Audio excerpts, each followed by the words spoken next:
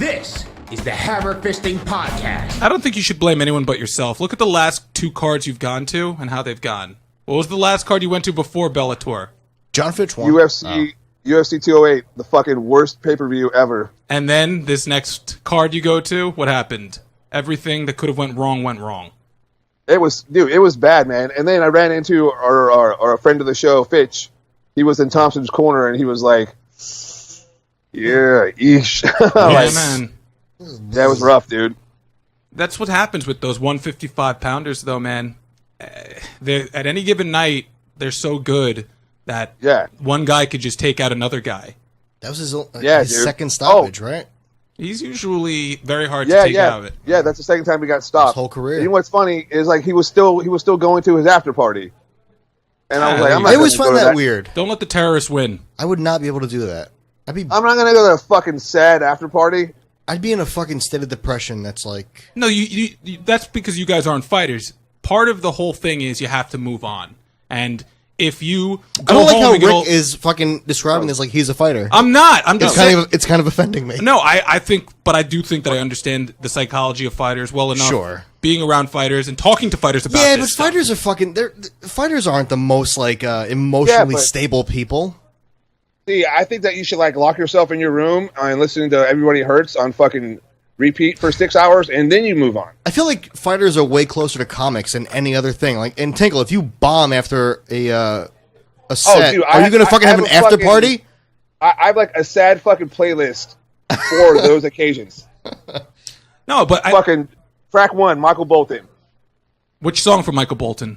When a man loves a woman? Me, how am I supposed to live? Or I'm back on my feet again. I want to be strong again. It's a good one. But the psychology of a fighter, I think a lot of times that's the way for them to get back and just say, you know what? It wasn't my night. And you've heard fighters say that. It's become cliche, but it's the truth. Sometimes it isn't your night. What percentage of those fighters do you think actually mean what they're saying versus they're just saying it because that's the thing to say? I think most of them, because they're athletes. You see, we look at losing a fight much differently than they look at losing a fight. I think, and again, this is me speculating.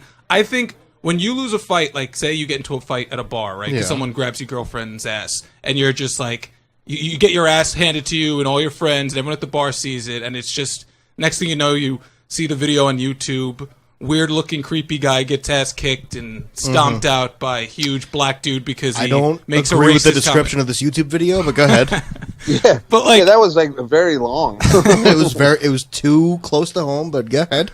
But that's one of those things where you don't get into a lot of fights. So for you, you're not used to that sort of dominance from another person. It's a street fight. There's more on the line as far as when it comes to your own... No, there's not. Wait, let me finish. Your own personal pride, because you don't fight a lot. You haven't dealt with getting your ass kicked in a fight, so you haven't figured out a way to process that. Fighters, like their fighting style, it has an evolution. So does their psychology. Look at GSP when he lost to Matt Serra. Yeah. GSP had lost before, but the way he lost to Matt Serra had just won UFC The Comebacks, and basically it was a gimmick thing. Yeah. And GSP actually went to a sports psychologist and had to, deal with the fact that, you know what, I need to tackle this. I can't. Yeah, but you just proved my theory. You don't go to a sports psychologist because you're hunky dory with what just fucking happened to you.